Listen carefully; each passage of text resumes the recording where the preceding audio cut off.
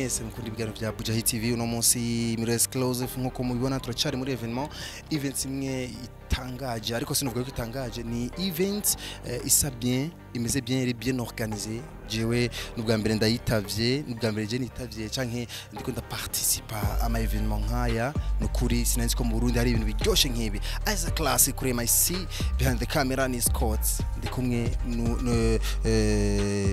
numwe mu organisateur bakomeye bi evenement barayitubwira batubwire n'ungene bipangize biteguwe ndabaramukije boss ndabaramukije cyane ni sawa cyane akazina kanje nitwa Divin Medi Dusabe ego nkaba ndumwe muri organisation yi casting model ya marque Flab ego okay urumva ko ari ibintu byiza muriko murondera aba miss aba mannequin abaki no urumva iyi model casting ya marque Flab twahamagaye aba mannequin bose biyumva yuko bashobora kuba bari passionné ku bintu byo gushobora gutambuka hama turabahamagara comme la marque Flab yatangujwe n'umukobwa yitwa Mufasoni Flambel c'est elle qui a créé ça niwe yashoboye kuyitanguza yatanguye mu kumunani 2018 hama ikaba yarakoze evenement ya mbere vraiment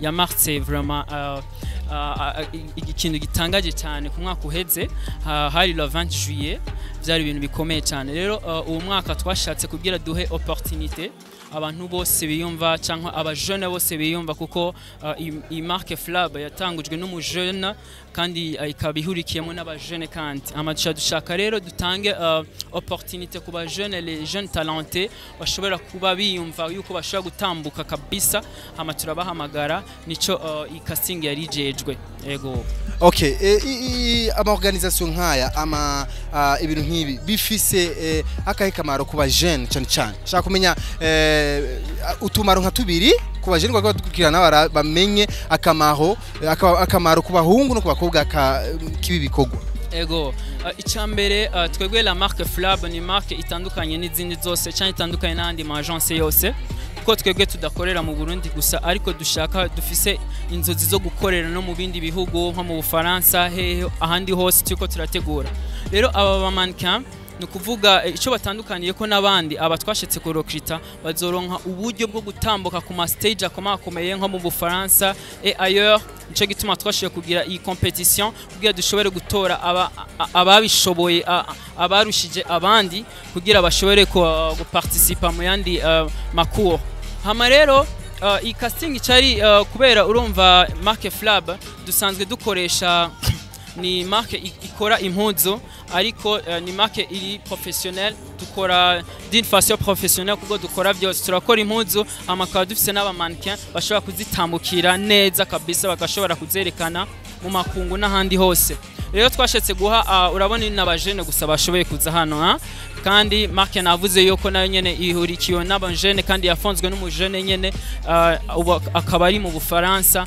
ariko araca impamya bushobozi yibi nyene vya modo rero akamaro aba anyi twatoye bafise bashoboye kuronkeshwa certificat ari ibintu vya mbere bibaye ngaha mu Burundi ndibaza nta casting yari bwategurwe kugira ashobore gutanga ama certificat ico ni cambere hama ica kabiri ikizoca gikurikira tuzobakoresha shooting video tukoresha na shooting photo kugira dushobore kubamenya ukuntu bameze hama ica gatatu tuzoshobora kubasinyisha amakontra rero amakontra ikintu azoba arimwo azoba arimwo ibintu byinshi tuzobabwira ukuntu bashobora inyungu bazobikuramwo icambere bazoronka opportunité yo gushobora gutambukira ku ma stage ya mbere akomakomeye hano mu Burundi no muri evenement dora dutegura ngaha ya Flab buri mwaka bazoronka opportunité yo gutambukira aho hantu bazoronka opportunité kandi yo gushobora kwambara impuzu za Flab hama bazoshobora no kuronka opportunité yo kuronka ama invitation kugira bashobore kuronka ama visa yo kushobora kugenda gutambukira hanze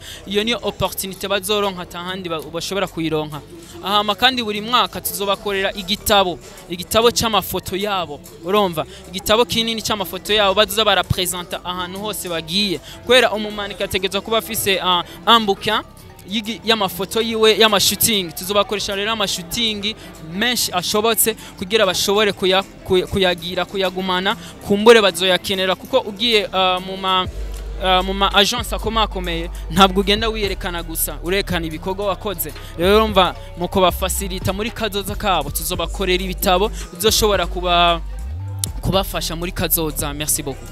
Urumva ko boss ngaha tubwiye mu ncamake ibiriko birakogwa ni casting ya Flambe ariko Flaba bisigura iki? Flaba